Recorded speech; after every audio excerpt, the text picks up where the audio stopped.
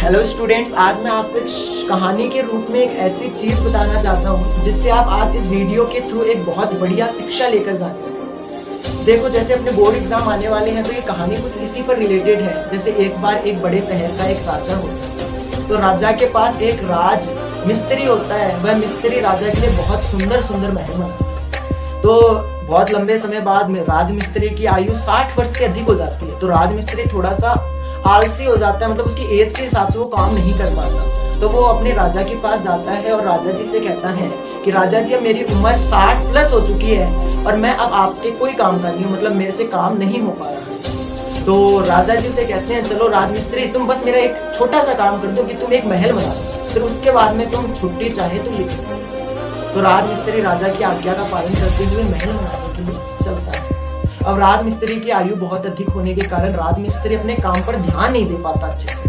मतलब उस काम को जितने अच्छे से कर सकता था उतने अच्छे से वो करता नहीं है। वो बहुत जल्दी मतलब जो महल बनाने में उसे 1 साल लगता था, वो महल उन्होंने सिर्फ 6 महीने में बनाया। और फिर वो राजा जी के पास जाते हैं और कहते हैं, राजा जी, हमने आपका महल तैयार कर दिया। तो राजा जी उसकी तरफ देखते हुए कहते हैं कि तुमने हमारे यहाँ पर लगभग 20 सालों से काम किया है, तो इसलिए मैं तुम्हें छुट्टी के साथ साथ एक तोहफा भी देना चाहता हूँ।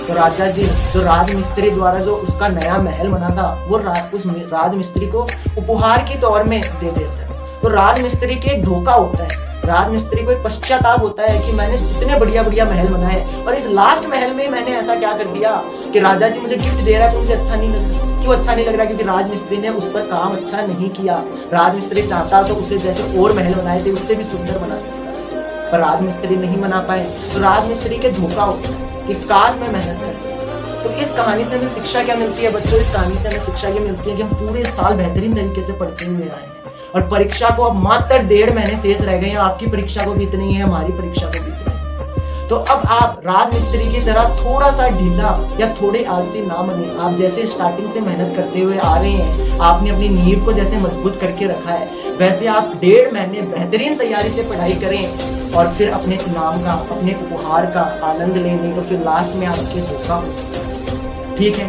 तो इस कहानी के माध्यम से मैंने आज आपको एक बहुत ही बेहतरीन शिक्षा दी है और ऐसे और सारी मोटिवेशन वीडियो देखने के लिए आप हमारे YouTube चैनल को सब्सक्राइब कर सकते हैं। धन्यवाद।